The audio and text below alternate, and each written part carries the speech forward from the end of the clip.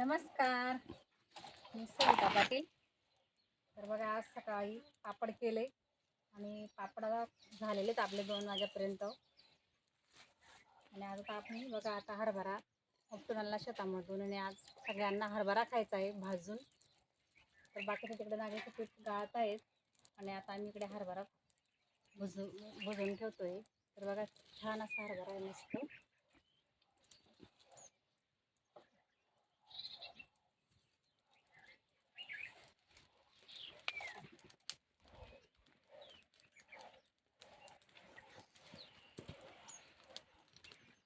आणि आज लहानपणाची आठवण झाली.